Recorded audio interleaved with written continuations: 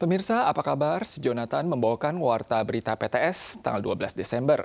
Organisasi Greenpeace menerima pengaduan dari ABK Indonesia bahwa mereka diduga menjadi sasaran kerja paksa dari tahun 2019 hingga 2024 dan tidak mendapatkan perawatan saat mereka sakit. Para ABK bersama dengan Ormas mengadakan acara jumpa pers pada hari ini dan mengimbau agar pemerintah Taiwan meluncurkan investigasi. ABK Indonesia mengadu ke organisasi Greenpeace cabang Asia Tenggara. Ada yang bekerja hingga 21 jam per hari dan diberikan makanan basi atau kedaluarsa. Ada juga yang mengalami kecelakaan hingga buta pada mata kanan tanpa mendapatkan perawatan medis dan kompensasi yang memadai. 12艘渔船确实有疑似强迫劳动，或者是有这是渔工遭受不平等对待的情况。 Pengumpulan bukti lewat ponsel untuk melindungi diri tidak selalu memungkinkan saat di kapal, sehingga semua tuduhan ini tidak memiliki bukti langsung. Menanggapi saran Ditjen Perikanan atau FA untuk memasang CCTV di kapal guna merekam kondisi kerja ABK dan mencegah jam kerja berlebihan atau penganiayaan, Ormas Nelayan berpendapat bahwa efektivitasnya sangat rendah. 就没有办法利用这个 CCTV 来看他的记录到底有没有被剥削的情形嘛？没用的，而且他是在监控劳工，他有没有做坏事，他有没有偷懒，这样子的作用比较大。 Ke-12 kapal yang disebutkan dituduh telah menahan dokumen ABK, hampir 60% mengalami pengekangan mobilitas dan separuhnya dipaksa lembur berlebihan. Selain menyerukan pengadaan investigasi, Ormas juga meminta agar kapal ikan lepas pantai dilengkapi sarana Wi-Fi sebelum berlayar. Menanggapi hal ini, FA berjanji akan melakukan penyelidikan yang adil dan akan mendorong pemasangan Wi-Fi secara bertahap. Kasus penipuan merajalela. Kepolisian Changhua menerima 765 kasus penipuan dan meringkus total 295 oknum penipu pada bulan November. Mayoritas merupakan kasus investasi palsu. Selain itu, Badan Investigasi Kriminal juga menangkap 8 warga asing asal Vietnam, Makau, dan Malaysia yang berkunjung dengan visa turis dan menjadi oknum penipu di Taiwan. Pada bulan November, sejumlah besar polisi menggerebek sebuah kediaman di distrik Shalu, kota Taichung dan meringkus 6 anggota sindikat penipuan dan membawa ruang komputer. Kepolisian Changhua menyampaikan sindikat menggunakan aplikasi WeChat berkedok menjalin persahabatan untuk melakukan penipuan investasi laba tinggi terhadap warga Tionghoa di Amerika dan Kanada serta warga Taiwan untuk mentransfer uang. Sebanyak 41 ponsel, server dan uang hasil kejahatan sebesar 30.000 dolar Taiwan berhasil disita di TKP. Polisi mengepung, menarik kurir WNA dari dalam mobil dan meniarapkan tersangka. Badan Investigasi Kriminal atau CIC Changhua berhasil meringkus 8 turis asal Vietnam, Makau, dan Malaysia yang masuk ke Taiwan dengan visa turis dan menjadi kurir sindikat penipuan. Mereka sering menyamar sebagai kurir logistik untuk mengambil uang. 外籍车手经常会以语言障碍或者是假扮物流作为掩护来前往取款。 民众遇有可疑，请拨打165反诈骗专线及110报案专线，立即的来查证。 Pada bulan November, kantor polisi Changhua menerima 765 laporan penipuan dan berhasil menangkap 295 tersangka. Dari analisis pola kejahatan ditemukan, penipuan investasi merupakan kasus terbanyak dengan kerugian finansial mencapai 350 juta dolar Taiwan. Polisi mengimbau masyarakat untuk waspada pada iklan yang menjanjikan keuntungan besar dan terjamin. Suhu di kawasan utara tanggal 12 hari ini beralih sejuk dengan kisaran 17 hingga 19 derajat Celcius.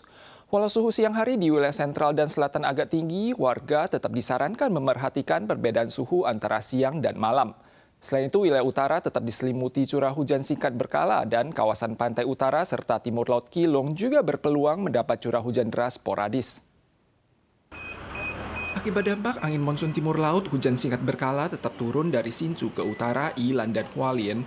Hujan deras sporadis juga berpeluang turun di area pesisir utara dan timur laut Keelung. Cuaca di kawasan utara beralih sejuk dengan kisaran suhu sepanjang hari antara 17 hingga 19 derajat Celcius. Sementara suhu siang hari dari Hsinchu dan Miaoli ke selatan, wilayah sentral dan selatan berkisar antara 22 hingga 26 derajat Celcius. Selain itu, gempa 4,6 SR terjadi pukul 4:05 dini hari. Epicentrum gempa berada di jarak 13 km perairan tenggara Pemkap Hualien. Sementara pukul 4:21 dini hari, gempa 3,6 SR juga terjadi di wilayah yang berjarak tak sampai 1,5 km dari epicentrum gempa. Tiket kereta cepat THSR akan didesain ulang. Kedepannya, pemindaian kode QR akan digunakan untuk memasuki stasiun, sementara karcis oranye dengan garis magnetik akan digantikan secara berangsur. Selain itu, menanggapi masa puncak perjalanan wisata dan transportasi pada akhir tahun, perusahaan THSR juga menyatakan akan menambah shift kereta setiap akhir pekan. Pembaharuan tiket THSR dengan pemindaian kode QR akan segera diterapkan. Selain memperbesar lokasi keberangkatan dan waktu ketibaan, juga menghemat listrik saat penumpang memasuki gerbang sebesar lebih dari 100.000 kW per tahun. Perselisihan berebut tempat duduk bebas baru-baru ini sempat memicu diskusi publik dan sebagian orang berpendapat hal ini disebabkan kurangnya kapasitas tempat duduk. Pihak THSR menyatakan mereka telah menambahkan 87 jadual perjalanan sejak Juli tahun lalu hingga Juli tahun ini. Mereka juga telah menerapkan penambahan jadual sementara setiap akhir pekan dalam menghadapi puncak perjalanan akhir tahun di bulan November dan Desember. 当天发生事件的时候，它其实自由座它并不拥挤，在整个安全的角度，在整个舒适的角度，必须台湾高铁跟所有的旅客共同努力。目前的容量不足，其实另外一个可能的原因是因为高铁我们本来设定的是一个中长程的一个运输的一个使用，但是现在有很多中短途，比如说台北到桃园、台北到新竹这种中短途的这个旅客，也使用高铁当成是它一个运输的一个主要的一个工具，那这个也会影响到它长途运输的一个功能。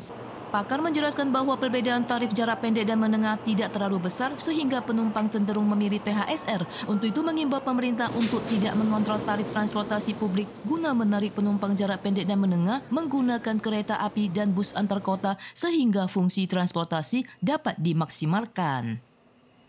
Seiring dampak gempa 3 April lalu, pengoperasian MRT jalur sirkuler Kota New Taipei telah ditangguhkan selama lebih dari setengah tahun akibat pergeseran balok kotak baja. Setelah merampungkan perbaikan awal dan uji keselamatan, jalur dari stasiun Panqiao ke Zhonghe akan dipulihkan kembali mulai pukul 12 siang pada hari ini. Dengan demikian, seluruh jalur akan berfungsi normal seperti sedia kala. Berkat upaya tim konstruksi MRT jalur sirkuler Kota New Taipei yang mengalami pergeseran pada 9 balok kotak baja dan kerusakan pada 139 fasilitasnya, kini telah selesai diperbaiki setengah tahun lebih awal. Semua kabel daya, komunikasi, dan sinyal juga telah diganti. Uji statis dan dinamis terkait tiket, komunikasi, persinyalan, serta uji kereta regional dan jalur penuh di beberapa bagian juga telah dilaksanakan untuk memastikan bahwa fungsinya normal. Jarak shift pada jam sibuk berkisar antara 5 hingga 7 menit dan 8 hingga 10 menit pada jam renggang. Pemirsa sekalian, sekian Warta Berita dari PTS. Kita soal lagi di lain kesempatan. Sampai jumpa.